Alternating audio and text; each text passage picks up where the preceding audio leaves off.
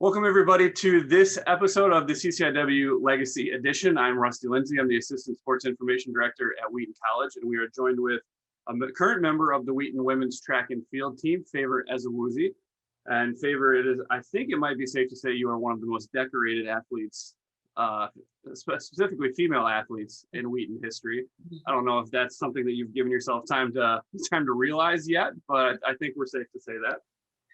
Yeah, I don't think I have, but it's an honor to think about that if I haven't gotten there on my own. So always a little weird to be thinking about the legacy when you're still in the Well, let me start by kind of taking you back to the beginning and ask how you're from Massachusetts. So how did you end up at the Wheaton in Illinois? That wasn't a clerical error.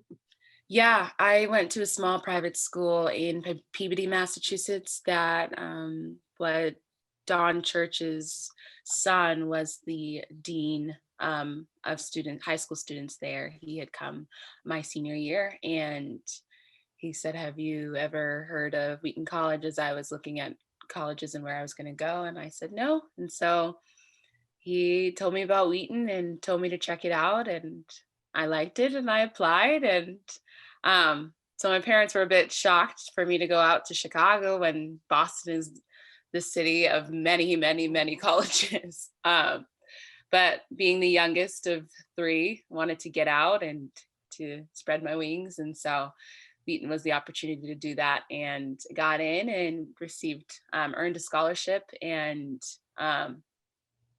knew that was the best opportunity for me to get out. And so, I landed here at Wheaton I never visited the campus, so couldn't find Fisher when I arrived, and but we didn't know anyone out here. And so, but now I'm walking away with a community of people and friends, and so it's great. Yeah, what was that experience like, showing up and that being the first time you've been on campus? I'm sure there's a fair amount of anxiety and question. Yeah. Is the right thing to do? Yeah, I mean, I was excited. Just being the youngest, you kind of have this idea of you want to be special and different, and so I was looking forward to just going and exploring new places, and to being in Wheaton and being able to be somewhere different. And when I had arrived, my parents, we hadn't visited, because when I applied to Wheaton, I was excited that I got in, but I couldn't afford it. And so I actually didn't receive a scholarship until late, like the middle of May. So I didn't make a decision on where I was going until May. And so at that time, all the students had left Wheaton's campus. And so the point of visiting was kind of like, well, might as well just get there in August. So when I arrived, I was so confused. My parents, we went to the train station thinking that was Fisher. And we were like, oh no, this is not Fisher. So we were confused, and I was excited, and my parents were just like, what is going on? But we finally found where the room and board was, and got there and figured it all out as we navigated it. But it was very, very different and new. But I was just so anxious and excited to just get there and move in and meet my roommates and stuff. So yeah, I think everyone probably has that moment. But what was your moment when, if you can even remember it, when you kind of realized this is where I'm supposed to be, and this is definitely, I definitely know I made the right decision here? Yeah, I don't know if I had a moment of like, this is perfect, this is where I need to be. I got to campus and met my roommates, met my RA, and just started, walked into Saga and got excited about, okay, look at all this food. But I didn't necessarily have a moment of like, this is where I belong, because I noticed immediately that I was like, well, there's a lot less Black people than I thought there would be, because I had never visited. So all I saw was what Wheaton put on the page. So I didn't know. When I got to campus, I was like, whoa, there's a lot. I'm definitely among the minority. I knew I would be, but I didn't know I was going to be that much of a part of the minority. But when I went to some of the events and met some people, I was like, okay, this is gonna be good. I'm gonna have friends. I'm gonna belong here. So I definitely had that moment, but it wasn't immediate. You mentioned meeting those friends, and you've been active in organizations on campus, including, you mentioned the 1 year on the leadership team of the Willie O Society. So what was the process of getting plugged into those organizations, and how have you really found the time to be active in those while you're still going through the regimen of being an athlete and having to put in your training time while also spending all this what little free time you have, serving the campus and other students at Wheaton? Yeah. Um, when I was looking at Wheaton online, the first thing I clicked on was the Office of Multicultural Development. Coming from a predominantly white Christian private school and then going to another one, um, I didn't know what I was in for when I arrived at Wheaton. I expected that it would be better, and that coming to Wheaton, I would have more of a community of support and Black community. And so when I got to Wheaton, I was a little shocked that it was a lot. It was not as big as I had thought it would be. So immediately I plugged myself into the Office of Multicultural Development because I didn't have that at my private high school.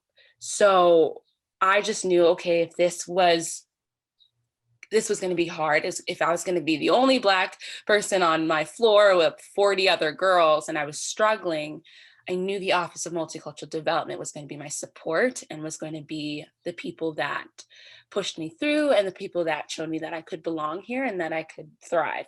So I immediately got involved. They have this program called One-to-One where junior leaders mentor freshmen. I immediately started talking to my junior leader. She supported me in many ways, letting me know different resources that I could use, whether it was just Black and brown professors that I could be connected to, different programs, different resources. So it was important that I had people who were older than me show me the ropes, show me how I could continue to grow in my faith, show me how I can continue to be involved in a community of people that were supporting me, and realize that it's not easy, but we're going to walk with you through this. So because I had so many juniors and seniors who just had arms wide open, brought me in, made me feel like I could be here, I wanted to do that for freshmen and sophomores. So once I got to junior year, I immediately stepped into those roles. And even my sophomore year, I stepped into gospel ensemble, which is, and it's more of like it was smaller, but it was an ensemble that sang gospel music in chapel that was different than what chapel often sings, which is like more contemporary music. But gospel ensemble was an opportunity for me to be with other people that looked like me and sing the music that we loved, and worship the Lord in the way that we normally do as in our culture. So I just got involved and stepped into that and fell in love with that. And as a student athlete, I just balanced that. I would compete and work hard. And I also had other athletes that were involved in the same things I was. Natasha Brown and Kennedy Tony and Kiki Francois were all amazing girls involved in track that were also involved in the Office of Multicultural Development that just walked me through my years at Wheaton. So. Yeah, you mentioned that transition kind of as you go through. What does that look like even as it mirrors your transition as an athlete? Because you did not come in as a track athlete. You came in as a basketball recruit. So how did that transition take place? And how did, as you figured out what the regimen would look like for track, how did that kind of impact what your involvement was off the track? Yeah, when I came to Wheaton, I initially was ready to try out for the basketball team because they had communicated with my coach, my high school, that I could at least get a tryout since I didn't decide to come to Wheaton until late May, which they had their roster about set for the next year. So when I arrived at Wheaton and had been training all summer to try out and was told that they weren't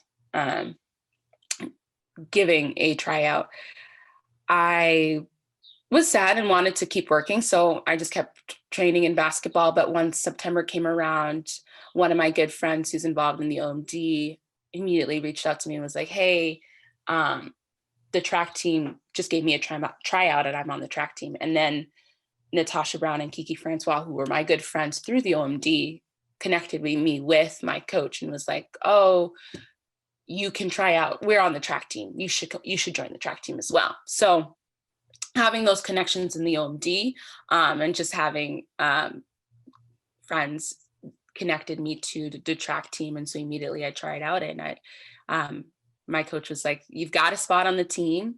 And out of all teams on Wheaton's campus, I knew once I got on the track team, this is the best team for me because Coach Bradley, because the people on the team during that time were so supportive, but also just people that talked about issues in our world and didn't ignore it. And were very comfortable with talking about race issues and made me feel like I belonged.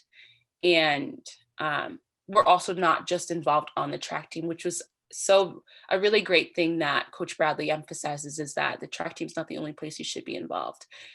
He very much encourages us to be involved on things on campus, which is very different than what a lot of programs that Wheaton or more athletic programs do, where they want you to be 100% into the athletic, your team.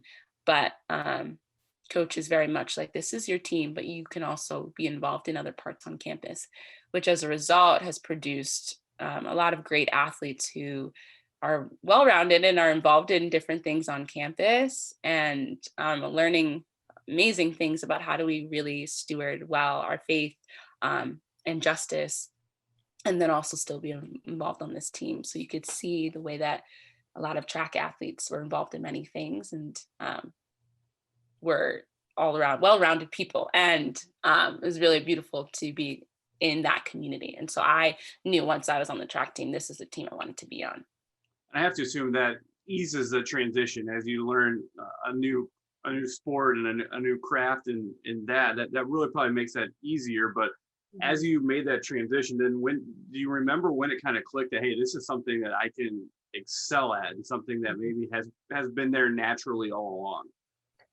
Yeah, it was probably at an indoor meet at North Central when I broke the school record, and Wally came up to me and said, "You broke the school record." And in my mind, I'm going, "What? How? I learned how to hurdle a couple months ago. I don't understand how I would break the school record. What's the school record?" So there's a lot of things going on in my mind. I go, and people were saying, "Wow, this is an amazing achievement."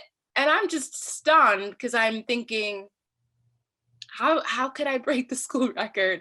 And I'm shocked and thinking, okay, maybe this is coming a little more naturally than I would have expected.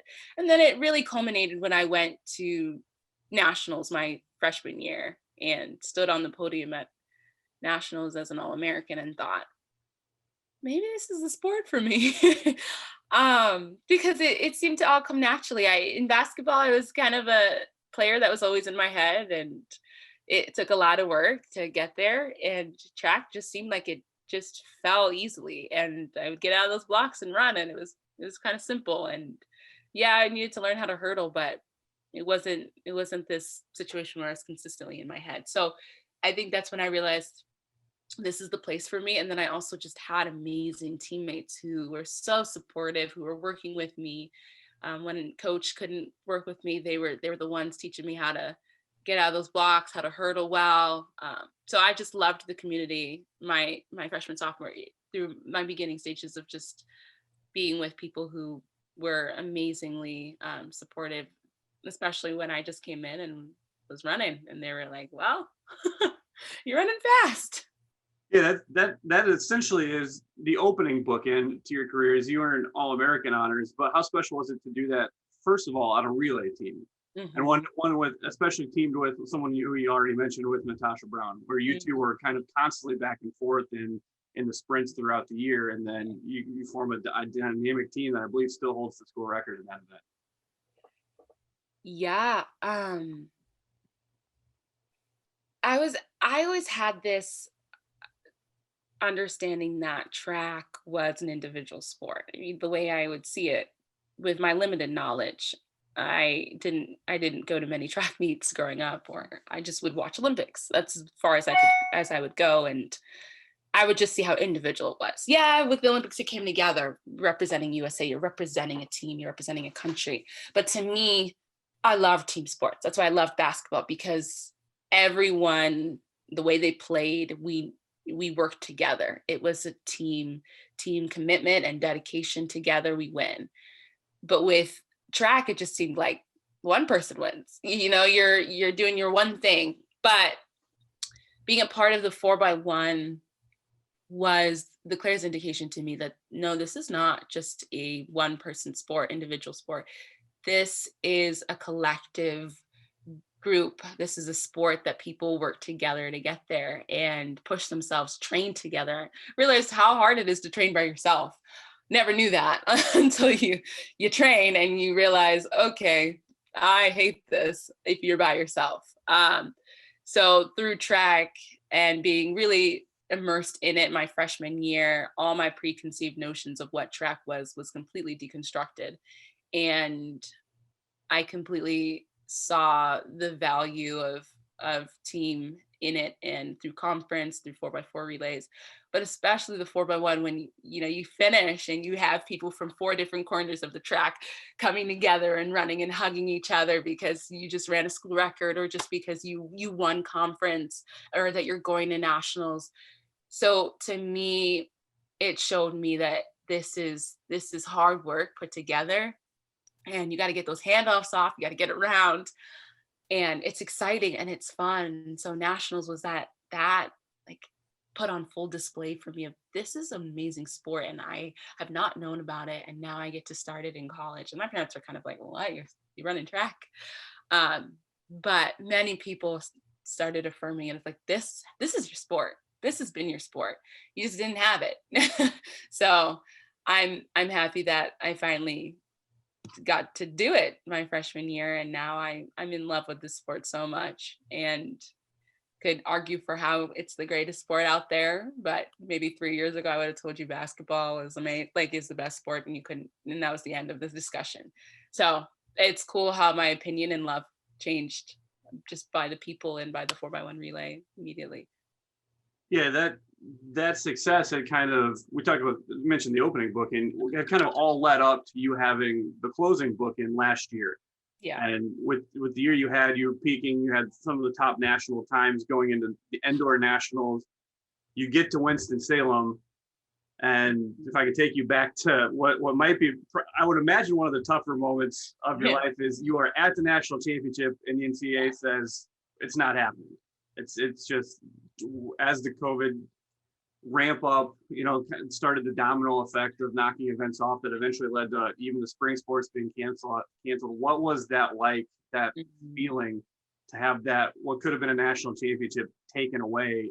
And so you're already there. You've warmed up. You've seen the facility and everything, and then it's gone. Yeah. I was with one of my good friends at the meet in North Carolina, and I was with Natasha Brown, who came back and was an assistant coach that past year, and we kind of described it as, this is like a nightmare. This is a nightmare that people tell you that I just had, and they wake up and they're like, I just had this dream that school was canceled and that nationals was canceled and we all had to go home. It's kind of one of those things you wake up and think, wow, that's crazy. Good thing it's not actually happening. So to live it was a little surreal. It was more of like, I just sat there and was numb, because I went to the facility Wednesday, trained. We were all talking about, this is crazy. We can't go back to school. We have to move out. This is sad. In my mind, I'm thinking, I'm really sad. I just lost my senior year. I lost my last quad with my friends. But at least I got track. That's what I was thinking. And the Lord was like, little did you know. And that Wednesday night, we went back to our place, and I was in normal tech boots, sitting there and processing the fact that, man, school's over and we got to do it online and I got to move out. But I got a national championship. I wanna win this. And after being runner-up 2019, I was ready. I was ready to come out. And sitting there and in my normative boots, my coach, I just know my coach's faces too. He came down and he shook his head and I was like, no. And he said, they pulled the plug, they cut it. They cut the meat. And in that moment, I just like went stone cold numb. Like everyone was looking at me like, how is she gonna respond? Is she gonna lash out? Is she gonna cry? And in that moment, all I could do was just go numb. Like he was like, this is not happening. I just got out of those Normatec boots and said, I just need to go for a walk. And I just need to like let this settle in because I can't believe this is happening. So I went for a walk and just kind of sat there like, I can't believe this is happening. And when you work so hard to get there from the beginning of the season, from fall, you're thinking indoor nationals, you're thinking the long run, you're working hard, you're pushing yourself through those endurance trainings, your end in sight is nationals and getting there and being on top of that podium and doing it for your coach, doing it for you. So I was disappointed. I was angry. I had no words. And I was also like, I can't believe this is happening. So there were so many uncertainties during that time. We just didn't know how long this would last for. Could we have spring outdoor championships? Could we have, what would happen? Could we still train? What was going on? So there were so many questions. And in that moment, I was thinking, is this time to give up track? I've had it for 3.5 years at this point. Is it time for me is it done? Because this is the clearest indication that, well, you're done. So I had all those questions and my coach was really great at just speaking to them. He told me, you can decide what you think is best for you, but I don't think it's time for you to give up track. I won't believe that, but if you believe that, then I will support you. But I think that there's more greatness in you. And, his words were really comforting because he's the one who's seen me the most in this sport and seen the potential in me and has built that and worked towards it with me. So the opportunity to come back for a 5th year was a bit uncertain in terms of just like coming back for another class. What will I do in the meantime? It's one thing to do 5th year when you're a fall sport. It's another thing to do a 5th year when you're a spring sport, because you really have to wait a whole entire year. And essentially that's what I did. And here we are. And I'm happy I did it. I'm beyond excited. And I'm looking forward to what nationals in North Carolina will do. So I'm looking forward to the redeeming championships of being in North Carolina, not in Winston-Salem, because man, we don't have to go back to Winston-Salem, but at least we can be in North Carolina and it can be redeemed and it will be a great moment. And I know with my coach and my coaches and my friends, it will be a moment of like, wow, we get this back. Because I know that the first indoor meet I had this year, I got there and I was really not doing great. I just broke down because I just had to remember that the last indoor meet I'd gone to was Winston-Salem. And it was sad. And to not ever get that back. Most people lose their indoor championships because they get hurt or because they just don't make it. But to go and lose it because of a pandemic and to never get it back, it's something I had to work through. And I think at this point I am ready to hang that up and let it go. But once the time came around, March 13th of this year, I definitely was mourning that for sure. Yeah, let me ask you about that decision to come back, because you mentioned the anger, and it's easy to just kind of let the anger ride out and say, you know what, I'm just so mad about that I don't want to revisit that. Yeah. So what was that decision like to come back for a 5th year as you kind of mull that over through the summer? And then how do you kind of go about hitting the reset button in the middle of a pandemic and trying to figure out how you train and what that looks like, and how you're able to even continue to do what you would normally do to prepare for one more season. Mm-hmm. I'm gonna be honest, it was an up and down. It was a journey, I would call it, roller coaster one for sure. I was deciding between, do I graduate and finish and be done? Do I stall for a whole year and come back after a dream where I could likely get injured, where we could likely not have a year because we don't know how long COVID's coming for? I could not have indoor nationals. I could not have outdoor. And then I just stalled a whole year. So in my mind, I was thinking, this could go so bad, but this could also go so great. So I took a leap of faith and I said, I'll do it. And I went in March, April, May, training in tracks, bouncing from place to place because they were closing down tracks. So the one I stayed in Wheaton during that time, stayed in an off-campus house. So I wasn't kicked off campus completely, back home to Boston. But I tried to go to train at Wheaton's track and it was closed. Tried to train in other tracks and they were closed. And so I remember during this process, there were times I had to train at night and get on a track really late at night so I wouldn't get in trouble. There were times where I had to train on a little gravel or just a little section. And it was frustrating. I would finish those workouts and I'd be like, what am I doing? Why? This is pointless. And there was a lot of things going on in my head of, I feel like I'm pursuing a dream that is not going to come. That is going to just end up being in vain.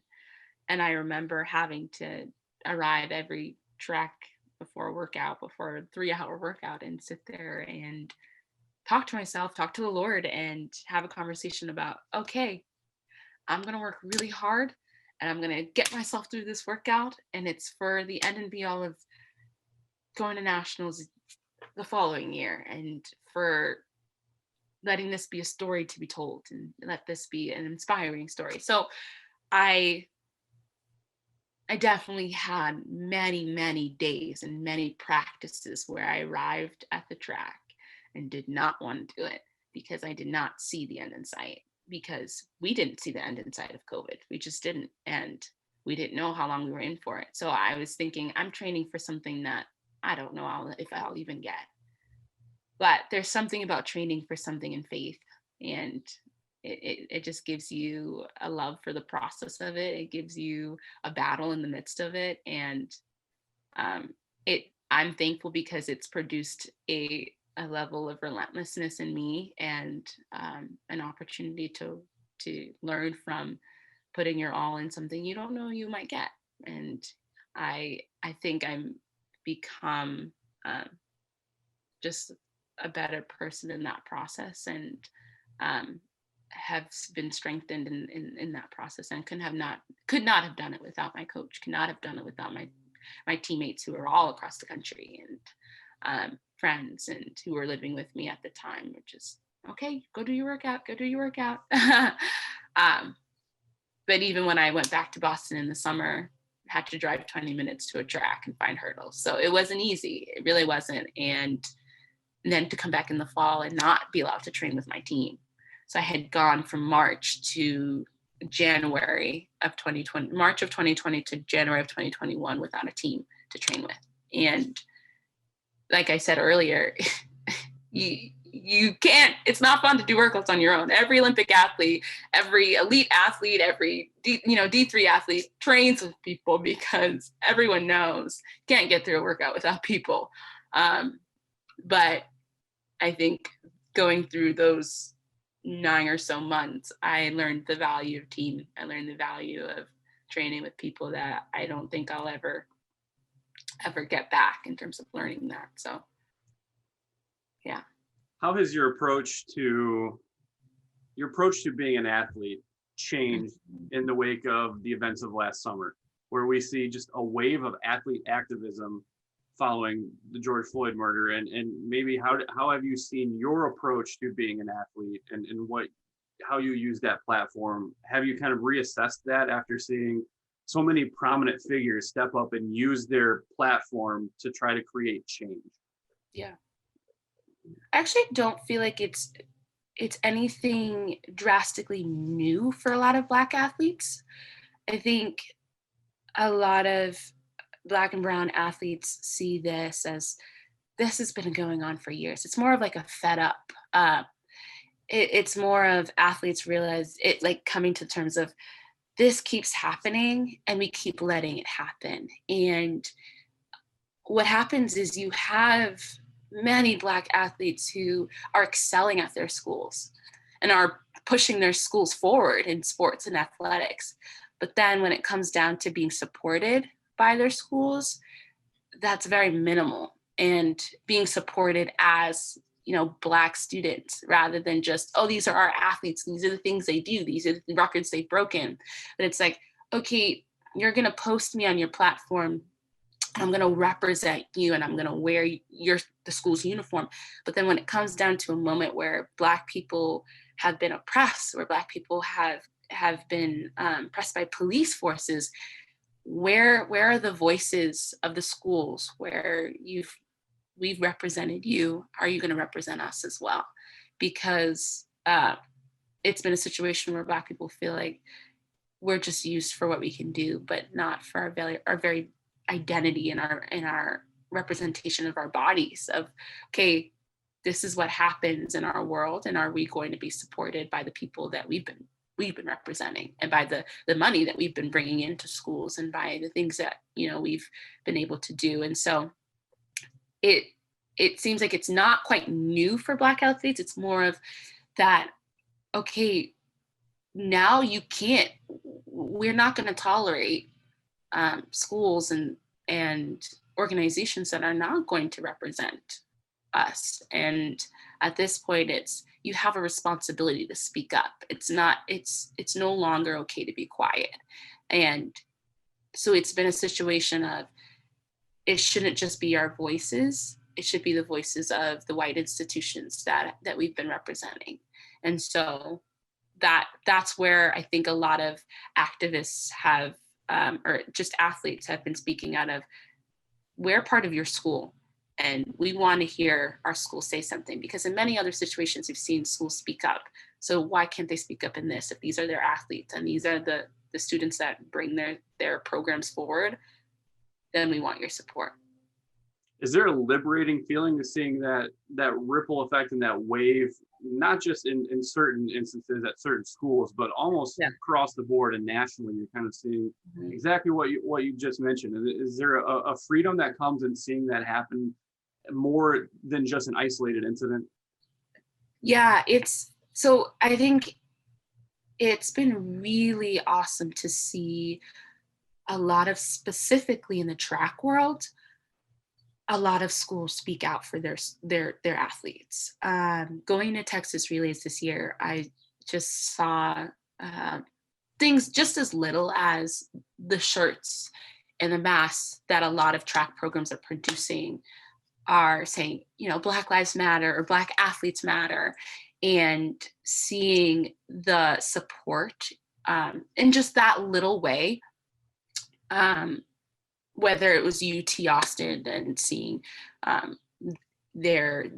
lot of their apparel kind of representing that of, we have a lot of Black athletes, and we're going to make sure we support them in this. And that's the minimum. That's making a shirt and making a mask is the minimum, but seeing them do at least that is comforting to me, to be around. Wow, I see some schools really doing something and putting it on full display, and not backing down, and not just sending out a statement, but rather, no, we're going to work towards making sure we're going to represent our athletes well, because that's what we should do as an athletic program. But even seeing institutions, seeing NBA or different things speak up has been affirming, because it's okay, finally we're seeing the work being done, and we'll continue to see that work being done, and voices are being heard, and change is happening, and we're happy to see that. And so I am ecstatic to see that going on, and I will continue to hope that it will go up from here and not down. You mentioned the Texas relays there. That was one of a couple D1 events that you've gone to this year. Yeah. What has that experience been like to compete against athletes at that top level, but both there and at, I know the Drake relays are always a highlight of the track calendar, but what has that experience been like, especially reaching the finals at Drake? Yeah. Oh, well, I can speak first of Texas relays was just a whole nother world. Because like I said, I started track my freshman year at Wheaton. My exposure really has been D3 until I went to Drake my freshman year and sophomore year, and I was seeing like Olympic athletes compete, and I was like, this is amazing. It's one thing to see it on TV. It's another thing to be in and immersed in the atmosphere and see that. But to compete at Texas relays, I just saw a completely different track world than I had ever stepped into, and I fell in love. I was so excited to be among such high caliber athletes and to be in a space where I wasn't the minority. And in reality, D3 athletics is it's not very diverse. But when you go to D1 athletics, it's it's very much dominated by Black and brown athletes. And so to kind of be in that and see that, and was a huge exposure for me, but to just see really great athletes and to be among them and to be competing with them. It's one thing to see them. It's another thing to be in a heat with them and to be standing in the same line, getting ready to race. I can't believe I'm here, and I can't believe people are asking me where Wheaton is. Like I fit, I belong. Like I had so many officials and other athletes go, oh, where's Wheaton? Because we're in Texas. There's Oklahoma. There's LSU there is Texas there. So there's just so many schools that were from down south, and to be there with them and then ask me, okay, where's Wheaton? I'm like, well, we're in Illinois. But to feel like I fit in and like I can be a part of this was it's something that a D3 athlete will never forget. And to go to Drake and to make it to finals showed me that the work I put in here to get here is paying off. And I'm thankful for my coaches for pushing this and for getting me there. But yeah, it's been a huge gift, and I'm thankful for it. And it's one thing to be at those meets. It's another thing to be competing with elite athletes and to feel like I belong here. This is good. Like a lot of these athletes get paid or not paid, but it's through scholarship. It's their job to run fast, and I'm just here. But it's a gift. So. Has it really sunk in, especially in light of now that you're past the CCIW championships, that you really have the one big meet left here in your collegiate career? Has that reality kind of, and now that you're past the graduation ceremony even, has that kind of sunk in that you're really at the finish line, so to speak, of your Wheaton career? Yeah, I was at conference when it all settled in, and I finished my 200, and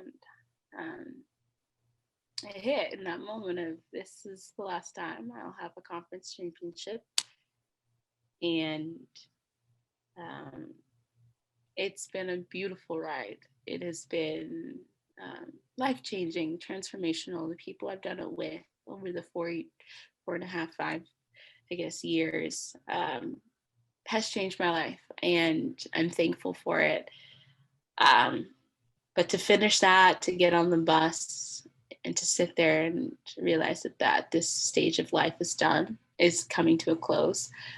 It requires a lot of reflection that I haven't given it, because you're gearing up. You're gearing up to compete. You're gearing up to run fast. And so it will hit, and it hits in little increments. And all I can do is have immense gratitude. But yeah, I know nationals will be a moment, and that I think I'm not going to allow myself to fully feel the weight of it until my last race, because I can feel the weight of things too early. So I just need to get there and get to work and be excited to try to get 3 national championships, which is a rare thing to do, but I'm wanting to do it and I want to push for it.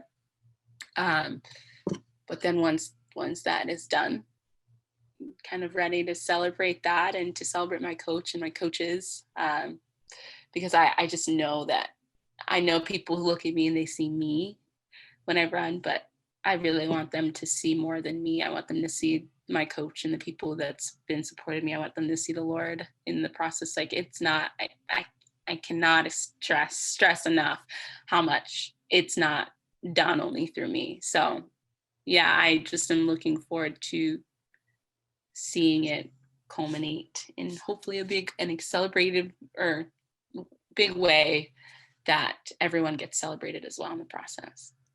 Did you get to have a minor moment like that when you found out what your time was for the 100 hurdles at CCIW and where that stacked up historically in Division III? It's the 4th fastest win total time in Division III.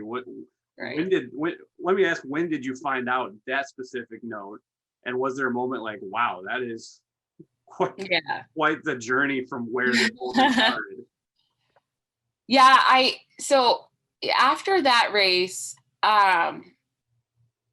because when you're at conference, it's not just your mark. It's okay, how did my friend in that how did my teammate in that meet stack out? Did she get 3rd? Did she get 4th? Did she get 5th? Because we're gearing for a spot in conference. Like, we're trying to get 2nd, or we're trying to get 3rd in conference. And some of my teammates didn't do as well as we had hoped. And so immediately it was like, oh my goodness, I can't believe I just ran that time.